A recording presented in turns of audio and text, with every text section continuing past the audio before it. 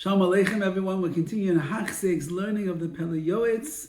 Today is day number 52, and we will conclude the chapter of Achila, Ushasiya, eating and drinking. Mayim achroinim choiva, washing one's hands after they had a suda of bread, is a choiv, is an obligation. Mibayis umichutz, whether you are inside the house or outside the house. The shevis, whether you're sitting, you're comfortable, belechis, you're on the way. V'rabim avru ubitluha netilusa. Many people, they transgress this and they don't wash mayim achroinim. Certainly those people that are traveling along. Even you find yourself on a plane and you washed, or you're in the car and you washed, you're on the bus and you washed. People are traveling, there's no mayim achroinim around. But he writes, you have to be more careful with the mayim achroinim than you are with the mayim rishonim, washing your hands before the meal. Someone who transgresses the words of our sages who taught us about mayim achroinim, they are chayiv misa, they really deserve the death penalty. Ulafum tzar agra, according to the effort that you expend, that will be the reward. And therefore, even though it's not always easy to do mayim achroinim, and sometimes you're eating by someone's house, and they're bichlal, they don't even think about doing mayim achroinim, don't be bashful, don't be shy, you stand up, you go to the sink, you wash mayim achroinim with a kli, with a vessel as well, and you fulfill the mitzvahs of the chachamim. Ubisudas mitzvah tzarich lizahir. When it comes to a sudas mitzvah, a meal of a mitzvah, for example, a wedding, a bris, a kiddush, a sheva brachas, a siyum, something that is a mitzvah, you have to be very careful. Then don't let the reward get lost with what you are, how the way that you are behaving. If you end up speaking about things that are not appropriate, scoffing, silly things, if you're complaining, you are oppressing other people with your words, laughter and frivolity and lightheadedness and the like. Meaning, if you go to a bris and you sit at the table and you talk about narishkeit the entire time, you lost the schus of the sudas mitzvah. You go to a chassan and you sit there, you speak lashon hara the whole time, you lost the schus of the sudas mitzvah. Rather, the fear of Hashem should be upon you all the time, like a shelter. And then your eating will be like a burnt offering on the mizbeach. And when you act in a way that is according to the Torah, your table, the table that you're eating on, it becomes an altar of atonement. What an amazing opportunity. We don't have korbanos today. You did something wrong, you can't make a korban. But if you eat in the right way, all according to the way that the Torah, the way that the Pele Yoetz is defining for us all these days, your table becomes a mizbeach, and you will be granted atonement for the sins that you have committed. You need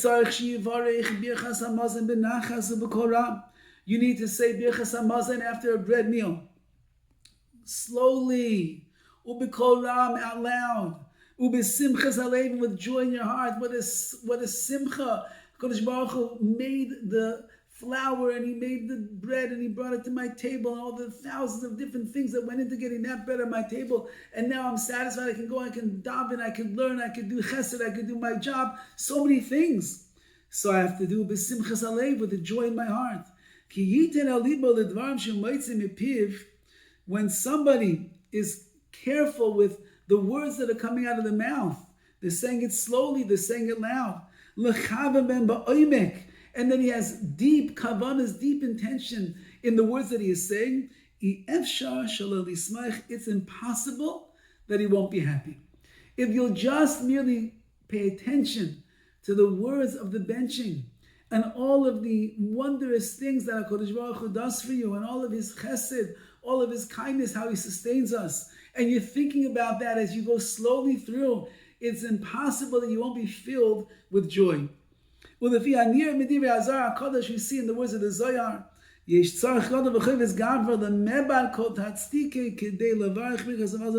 person has a great obligation to do whatever is within their human powers to do, to make sure that they say Birkas hamazon b'simcha, with joy.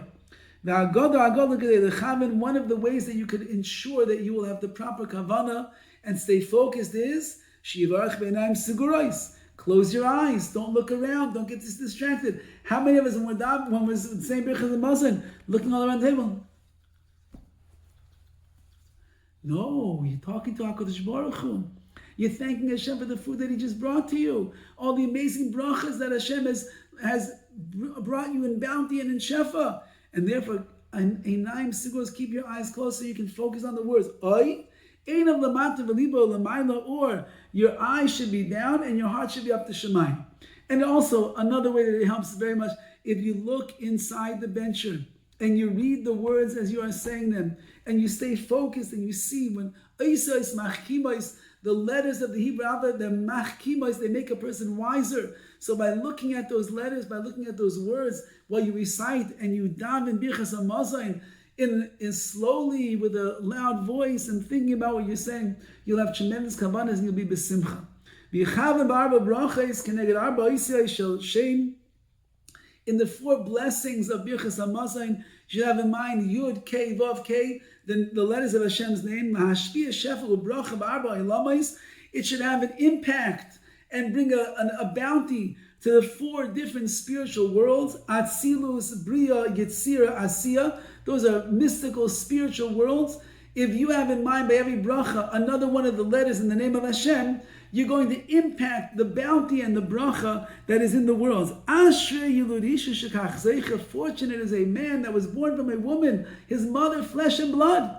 You could accomplish all of these lofty, mystical, holy levels in life.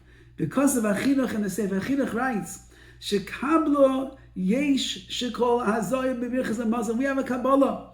We have a promise from the Rabbi Shalom that anyone who is very particular to make sure they recite Birkas Hamazon properly, his sustenance will be brought to him in honorable ways. Kol yimei chayav, all the days of his life. Look at